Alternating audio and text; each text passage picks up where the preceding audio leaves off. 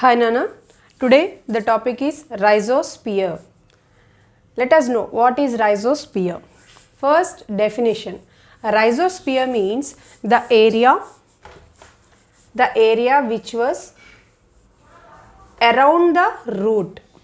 The area which was around the root that was influenced by the root exudates. Rhizosphere. The area surrounding the root is known as the rhizosphere. The area surrounding the root is known as the rhizosphere. This is known as the rhizosphere. Why we have to know about this? Rhizosphere means this area is abundant of microorganisms. It contains a lot of microorganisms comparative to the remaining soil. You have to know this one. So we are microbiology students, right? So we have to know about the microorganisms. When it's come for a plant, if you see the soil microorganisms, the number of microorganisms present in soil is different from the area where the plant roots are there to the area which don't have any plant roots. So there a question was arised. Why so? Why the microorganisms are abundant in the area of surrounding the roots, and why there was no such abundance in the area which was there is no roots? The answer is this topic. So rhizosphere, the area which was surrounded to the root. The area which was around the root is known as the rhizosphere. And the next thing, rhizoplane.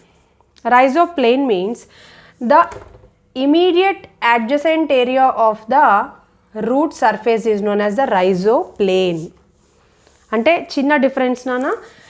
So the area surrounded by the root up to where the microorganisms are abundant and up to how extent the root exudates are there, all those things is known as the rhizosphere. And rhizoplane means the area or the surface of the root.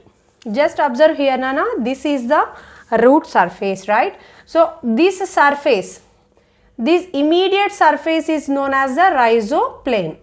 This immediate surface is known as the rhizoplane, and up to what extent the effect of this root was there, this is known as the rhizosphere. The immediate surface of the root or root hairs, it is known as the rhizoplane, and the area surrounded by this root is known as the rhizosphere. Okay, and this rhizosphere word was first coined by the scientist L. Hiltner. L. Hiltner. And the term rhizoplane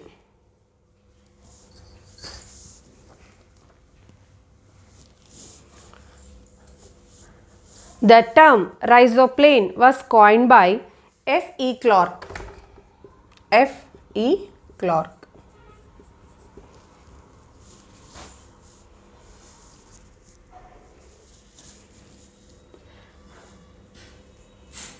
Next thing is the root exudates. So I already told you, surrounding the root there are root exudates. Hence only microorganisms are abundant around the root. We already told that. So what is this root exudates? I will tell you a simple example, Nana. So when you put some sugar at anywhere of your house, what it will happen? So for that sugar some ants may come or flies may come, right? So in the same sense, these roots will secrete some substances like proteins or carbohydrates or organic acids, such that. So for using of these secretions, all the microorganisms will come here and utilize the substances secreted by the root. I think you could understood this. Okay, once again I am telling you why these rhizosphere has so many microorganisms means these roots will secrete substances like proteins, carbohydrates or organic acids or inorganic substances. So for utilizing that substances, all the microorganisms will come here and they will sit here and they will eat the substances which was produced by the roots, right? This was very simple, na? Like that. So the substances which are secreted by the roots, those substances are known as root exudates. Root exudates means substances produced or secreted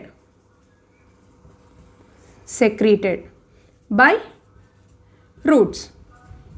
So these roots will secrete some substances. Why, ma'am?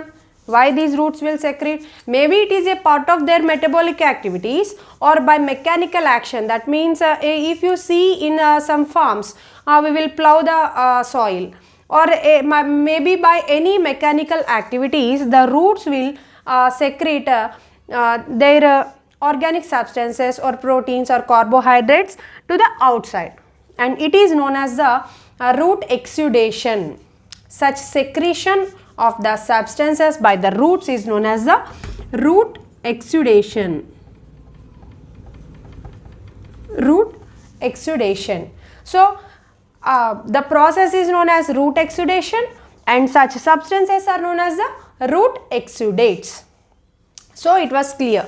ఎందుకు rhizosphere దగ్గర మైక్రోఆర్గానిజమ్స్ ఎక్కువగా ఉంటాయి అంటే, rhizosphere ఏరియాలో roots అనేవి they will secrete some substances which are useful for microorganisms. The microorganisms use these substances as their food. So microorganisms are abundant around the root, and such area, in which area the microorganisms are abundant and the root exudates are abundant, that area is known as the rhizosphere. Okay, I hope you understood. And the next thing, which type of microorganisms are present in this rhizosphere? So many microorganisms. They may be bacteria or fungi and protozoa and actinomycetes. Actinomycetes. All these four types of microorganisms are seen around the roots. That means all these microorganisms are seen in the rhizosphere. The microorganisms which are present in the rhizosphere, we already told that there are bacteria and there are fungi and protozoa and actinomycetes.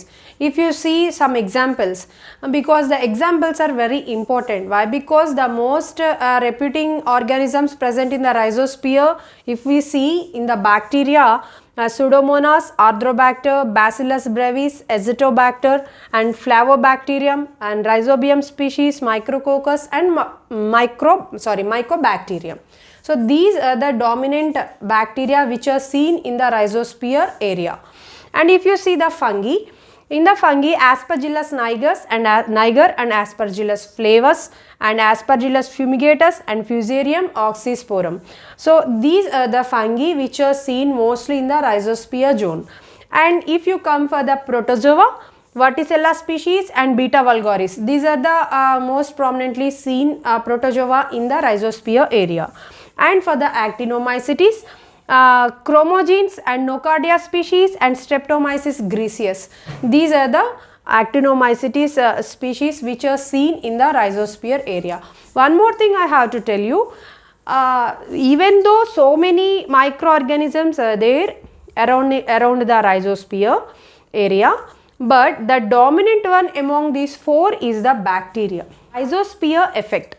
Rhizosphere effect. So we know that what is rhizosphere, and we know that what is rhizoplane, and we know that root exudates on root exudation, and the organisms, which microorganisms present in the rhizosphere area, and finally the rhizosphere effect.